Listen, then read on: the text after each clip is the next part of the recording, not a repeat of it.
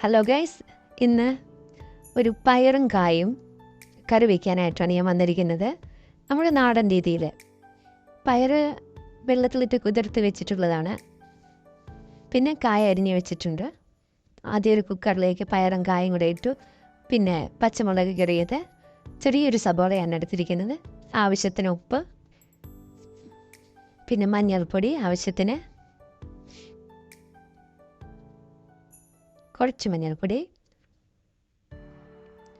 അത് കുറച്ച് വെള്ളം ഒഴിച്ച് നമ്മൾ കുക്കറിനകത്ത് വെച്ച് വിസിലടിച്ച് ഒറ്റ വിസിൽ മതി. കുതിർത്ത് വെച്ചിരിക്കുന്നതല്ലേ, കായം പെട്ടെന്ന് തന്നെ വെന്ത് കിട്ടും.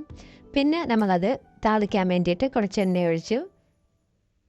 എണ്ണ ചൂടായി വരുമ്പോഴേക്കും കുറച്ച് ആവശ്യത്തിനുള്ള കുറച്ച് കടുക്, പിന്നെ ഉള്ളിയും വെളുത്തുള്ളിയും കൂടെ ചതച്ചത്, കൂടെ കറിവേപ്പിലയും കൂടെ ഇട്ട്, പിന്നെ കുറച്ച് മഞ്ഞൾപ്പൊടി, പിന്നെ കുത്തിക്കാച്ചാനുള്ള കുത്തിപ്പൊടിച്ച മുളക് പൊടി ഇത്ര ഇട്ടിട്ട് ഇതിനകത്തേക്ക് നമ്മൾ വേവിച്ച് വെച്ചിട്ടുള്ള പയറും കൂടെ ഇട്ടിട്ട് നല്ലപോലെ ഒന്ന് ഇളക്കി കൊടുക്കുക. അങ്ങനെ ആ കറി റെഡിയായി.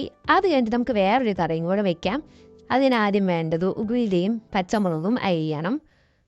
നമ്മൾ വെക്കാൻ പോകുന്ന ഒരു തക്കാളി കറിയാണ് വെക്കാൻ പോകുന്നത്. അതിന് നമ്മൾ മെയിനായിട്ട് വേണ്ടത് തക്കാളിയല്ലേ, തക്കാളിയും കൂടെ ഇട്ട് നല്ലപോലെ തക്കാളി അരിയണം. നീളത്തിൽ അരിയാൻ മതി, വലിയ ഇതിലൊന്നും അരിയണ്ട. എന്നിട്ട് അതൊന്ന് കുക്കറിലേക്ക് ഇട്ട് കൊടുക്കുക. എന്നിട്ട് നമ്മളിപ്പോൾ തന്നെ അരിഞ്ഞ് വെച്ച ഉള്ളിയും പച്ചമുളകും കൂടെ ഇട്ട് കൊടുക്കാം. ആവശ്യത്തിന് ഉപ്പ് ഇട്ട് കൊടുക്കാം. മഞ്ഞൾപ്പൊടി വേണമെങ്കിൽ ഇട്ടാൽ മതി, ഒരു അബദ്ധം പറ്റിയതാണ്. എന്നിട്ട് നമുക്ക് ആവശ്യത്തിന് വെള്ളം ഒഴിച്ച് അടച്ച് വെച്ച് ഇതൊന്ന് വേവിക്കാം. എന്നിട്ട് ഇതൊന്ന് നല്ലപോലെ ഒന്ന് വെന്ത് വരുമ്പോഴേക്കും നമുക്ക് അടുത്ത പരിപാടിയിലേക്ക് കടക്കാം. അതിനാദ്യമായിട്ടൊരു മിക്സിയുടെ ജാർ എടുത്ത് വെക്കണം. അതിലേക്ക് നമ്മൾ കുറച്ച് തേങ്ങ ഇടണം. ഇവിടെയൊക്കെ തേങ്ങ ഇങ്ങനെ അരച്ചരകിയ തേങ്ങയാണ് കിട്ടാറ്. എത്ര പുറത്ത് വെച്ചു എന്ന് പറഞ്ഞാൽ ഫ്രീസറിൽ വെച്ച തേങ്ങയുണ്ട്. കുറച്ച് ചൂടുവെള്ളം ചേർത്താണ് ഞങ്ങൾ അരയ്ക്കുന്നത്. അത് നന്നായിട്ട് അരച്ചു. ഇനി നമുക്ക് ഈ അരച്ച അരപ്പ് ഈ തക്കാളിക്കകത്തേക്ക് ഒഴിച്ചു കൊടുക്കാം. എന്നിട്ട് മഞ്ഞൾപ്പൊടി ഞങ്ങൾക്കൊരു അബദ്ധം വെച്ചിട്ടതാട്ടോ എനിക്ക്, അത് കൊടുത്ത് ഇനി നമുക്ക് അതിന് കടുക് വറുത്ത് പൊട്ടിക്കണ്ടേ. അതിന് ഉള്ളി വട്ടത്തിലരിഞ്ഞത്, പിന്നെ 2 വറ്റൽമുളക് കീറിയിടണം. ആദ്യം ഒരു പാൻ വെച്ചിട്ട് എണ്ണ ഒഴിച്ചു, കടുകിട്ടു. ഇനി നമുക്കതിലേക്ക് ഉള്ളി വട്ടത്തിലരിഞ്ഞതിടാം.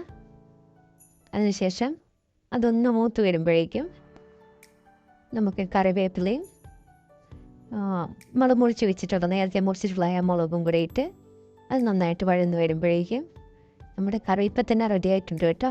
ഇതും കൂടെ കാച്ചി ഒഴിച്ച് കഴിഞ്ഞാൽ എൻ്റെ ഈ കുഞ്ഞിക്കറി റെഡി ആയിട്ടുണ്ട്. ഉണ്ടോ? അപ്പോൾ ഇത് 2 കറി. ഇനി നമുക്ക് വേറെ എന്തെങ്കിലും വേണ്ടേ സൈഡായിട്ട്? അതിന് മീനൊന്നും എടുപ്പില്ല. അപ്പോൾ ഒരു മുട്ട എടുത്ത് പൊരിക്കാമെന്ന് കരുതി. അപ്പോൾ ആ മുട്ട എളുപ്പപ്പണി തട്ടിക്കൂട്ടാണ് ഞാൻ ചെയ്തത്, മുട്ട പൊരിച്ച്. അങ്ങനെ ഇന്നത്തെ വീഡിയോ ഇവിടെ അവസാനിക്കുന്നു. വീണ്ടും നമുക്ക് കുക്കിങ്ങോ മറ്റെന്തെങ്കിലും സംഭവമായിട്ട് പെട്ടെന്ന് തന്നെ കണ്ടുമുട്ടാം. Bye bye.